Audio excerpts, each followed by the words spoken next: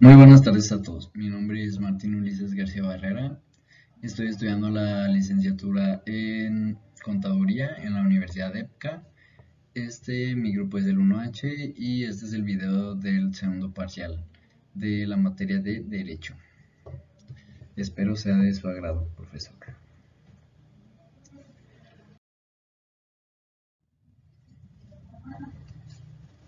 Mm,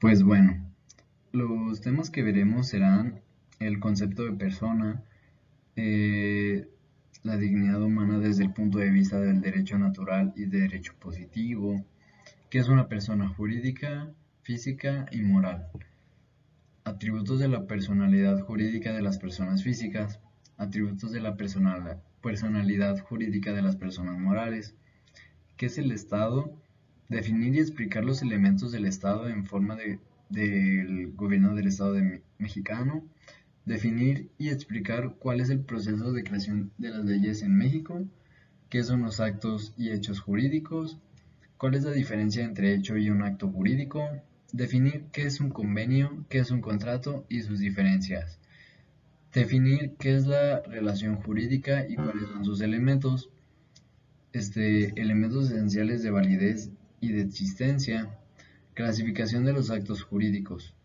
Pues bueno, comencemos.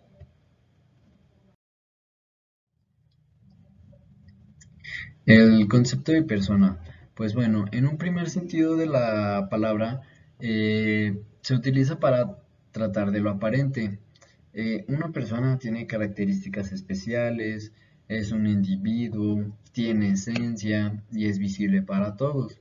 Este, pues también para el mismo término, aplica un sentido de esencia el cual son de propias características de cada individuo, las cuales hacen a cada ser humano diferente como su forma de pensar, cómo se relaciona con la gente, cómo se expresa, su forma de ser, etcétera.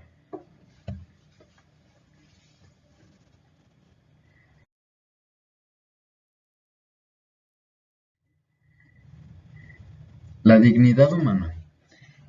Bueno, pues ¿qué es la dignidad humana? La dignidad humana empieza desde uno mismo, cuando tenemos amor propio, respetamos a nosotros, no nos hacemos daño, nos cuidamos, respetamos también al entorno que nos rodea. Y la dignidad humana también se refiere a que tenemos derecho a gozar pues sí, como dice la palabra, de los derechos que tenemos adjudicados y también ser respetados por el simple hecho de existir. En un primer, en la vista del derecho natural, ese exige el respeto integral de la dignidad de cada persona en la búsqueda del bien común. Pues bueno, sus características son el respeto, igualdad y el bien común. Del derecho positivo, la cuestión de la dignidad humana se ha adoptado en varios instrumentos internacionales, en los cuales destacan la Declaración de los Derechos del Hombre y de las Cartas de las Naciones Unidas, el cual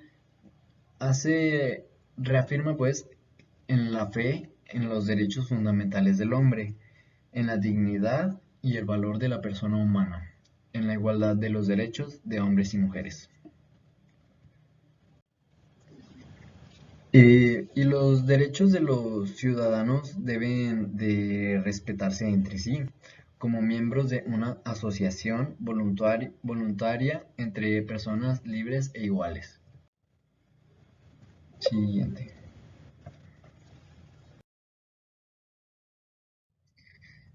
¿Qué es una persona física, jurídica y moral? Pues bueno, dos de estas tienen características muy parecidas, que es la jurídica y la moral. Pues vamos a verlas. En la persona jurídica no existe, sino más bien es como una institución creada por una o más personas, pues, el cual cuenta con derechos y obligaciones. La persona física es cualquier ser humano existente físicamente. Por poner un ejemplo, una persona física soy yo, una persona física eres tú, el que está viendo este video, o, o cualquier persona que veas físicamente. Este, y sus características son es que es cualquier ser humano y tiene igual derechos y obligaciones. La persona moral es la que decía que tiene características como muy parecidas a la jurídica. Pues la persona moral tampoco existe, es una entidad jurídica. Por su mismo nombre, ahí se nota que tiene que ver con la persona jurídica. Y bueno, esto se puede representar como, yo lo vi en otra materia, creo que era contabilidad o economía, igual que una persona moral se representa como una empresa y que está formada por dos o más personas. Entonces, pues no existe físicamente. Sin embargo, tiene obligaciones similares a una persona física eh, ante el Servicio de Administración Tributaria, que ese es el SAT.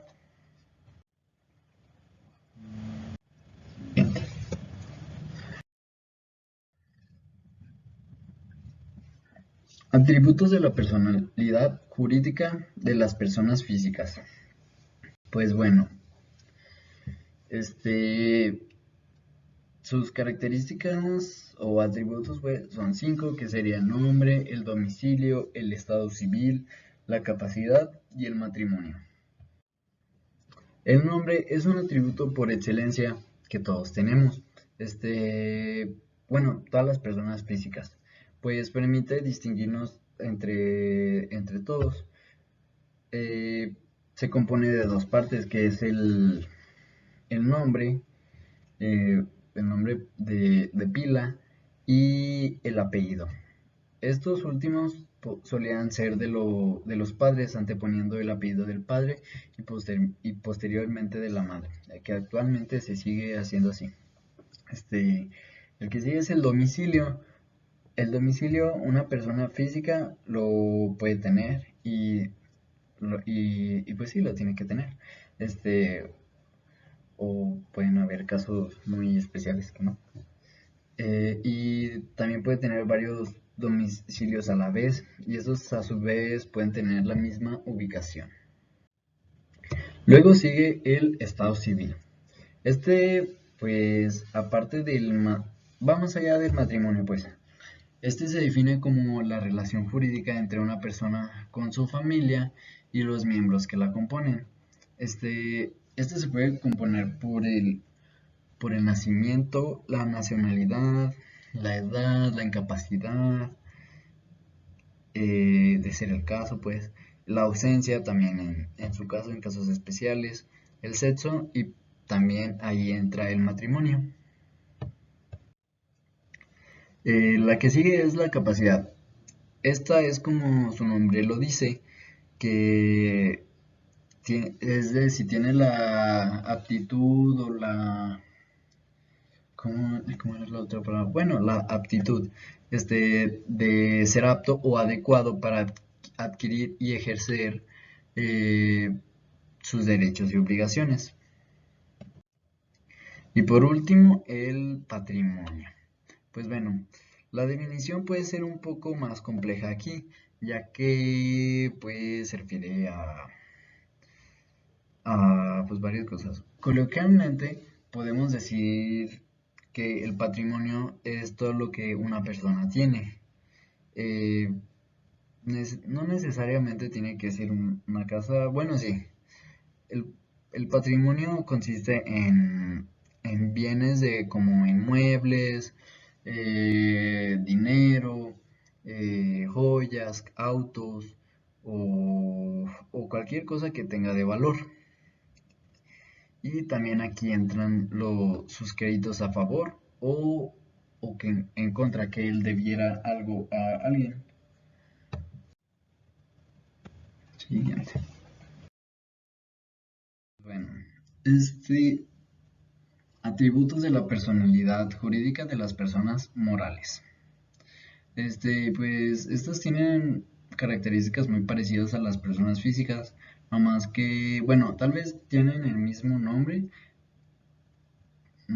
o sea, de las características, pero tienen diferente definición.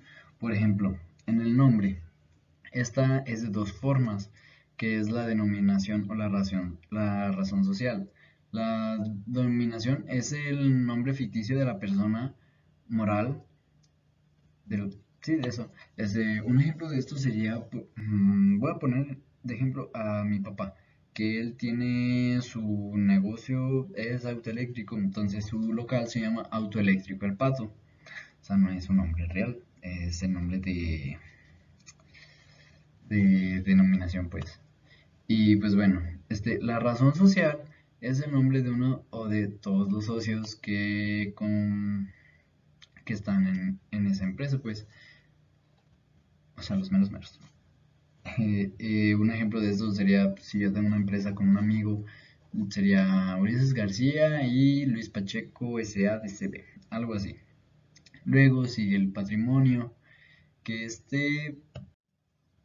ay, es el medio para que una persona moral desarrolle su objetivo social y entendamos al objeto social como la razón por la cual se creó una persona moral y pues sí, es conocer sus objetivos. Este, Me faltó poner el domicilio en esta diapositiva, perdón.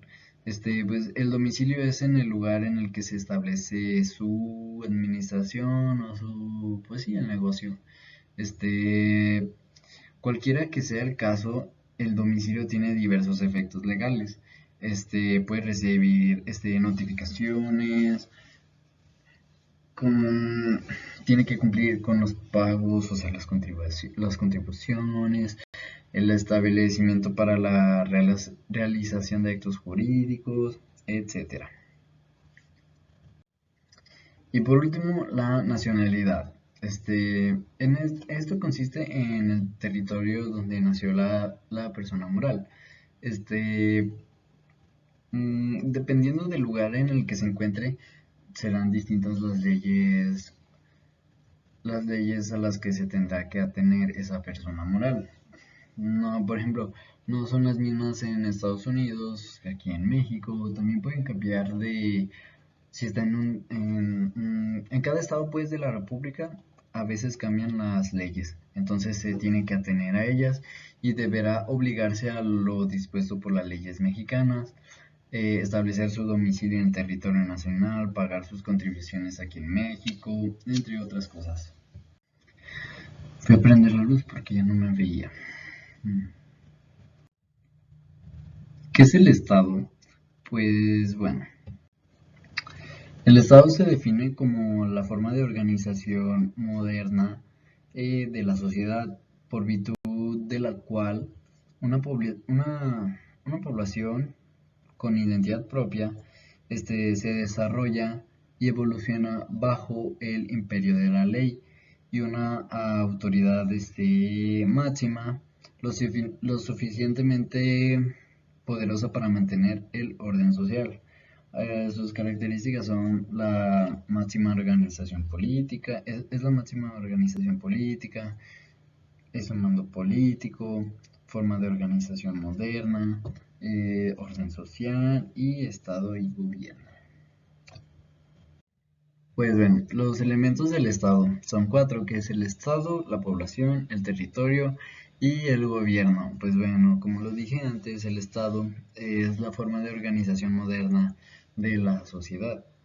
El segundo, la población. Esto se define como un grupo de personas, más o menos extenso, que conviven o habitan en un determinado territorio y la caracteriza su raza, su idioma, su cultura, costumbres y religión. El territorio es la extensión territorial conformado por el espacio terrestre, el mar territorial también y el espacio aéreo. Este, Esos bajo los lineamientos del derecho. y son parte y propiedad de una nación o de un país. Y el gobierno. Esto se define como el conjunto de normas jurídicas que determinan la estructura y constitución de una nación, mm, conteniendo las leyes y reglamentos que ordenan la convivencia social. Y pues bueno, el siguiente. La forma del gobierno del Estado mexicano. Bueno, la república quiere decir que es un sistema de gobierno que se distingue por la división de poderes, que es el ejecutivo, el legislativo y el judicial, y porque sus gobernantes son elegidos democráticamente y periódicamente, que aquí en México creo que son 6 años. Y pues bueno, el siguiente es la representativa. Esa es la elección de los gobernantes que se efectúa por votación popular. Este, Esto implica que los ciudadanos son representados por los gobernadores que eligen. La democrática. Además de ser una república representativa, el régimen político reconoce una constitución democrática que establece la democracia, tal como lo dice, como un sistema de vida y como el gobierno del pueblo. Federal.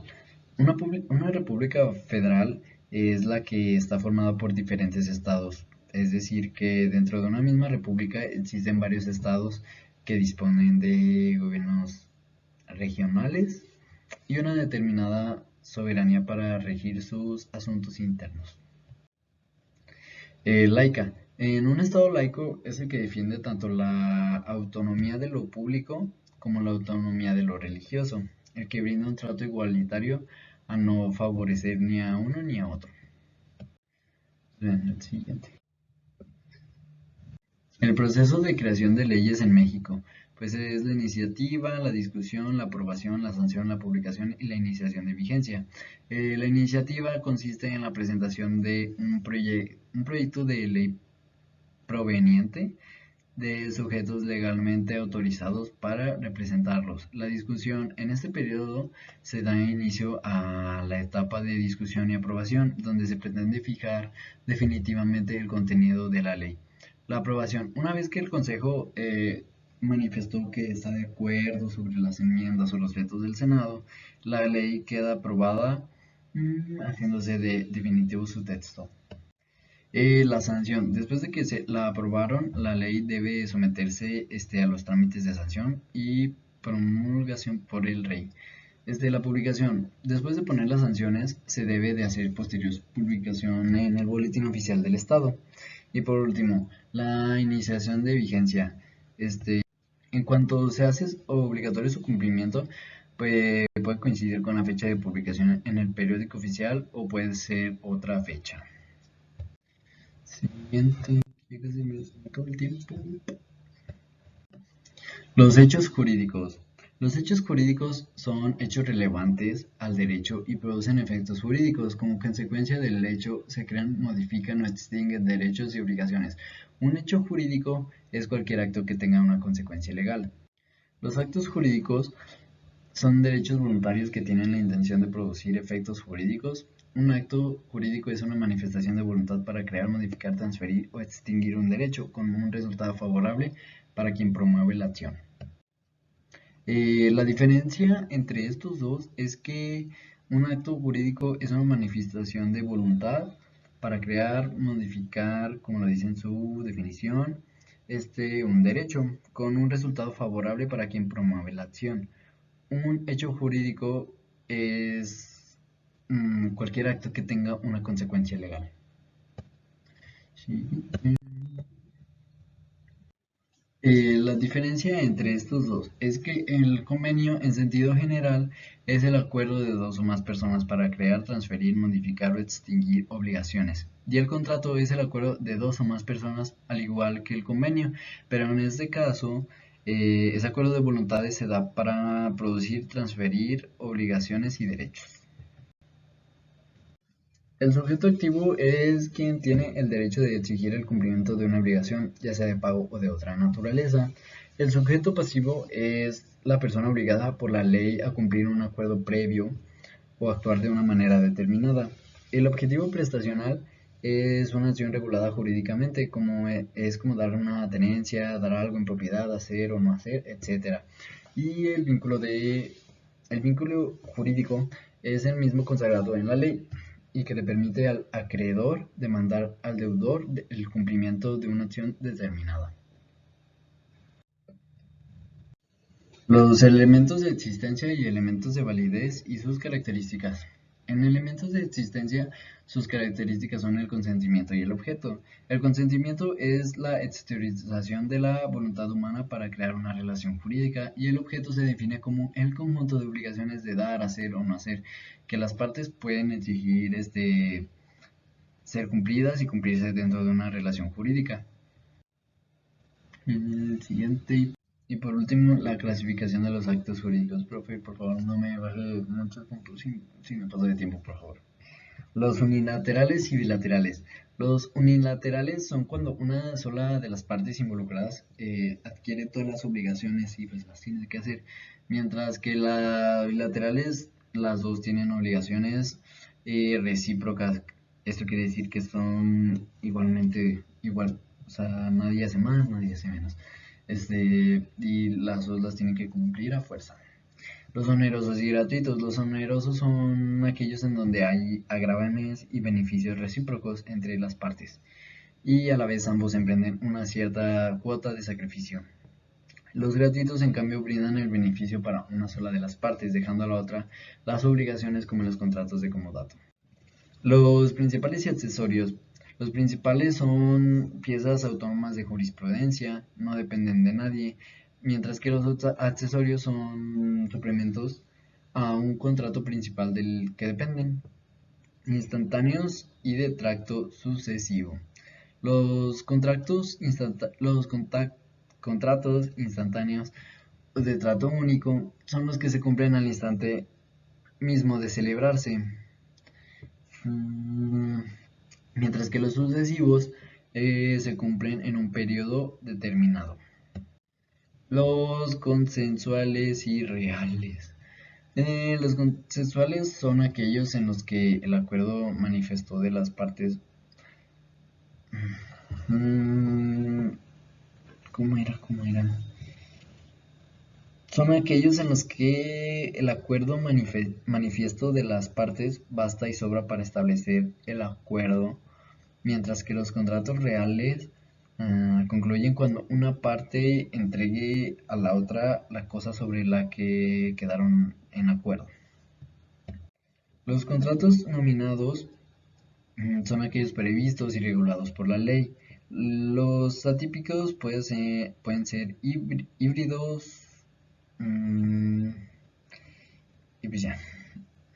El contrato formal es aquel al que la ley ordena que el consentimiento se manifieste de determinado medio para que el contrato sea válido.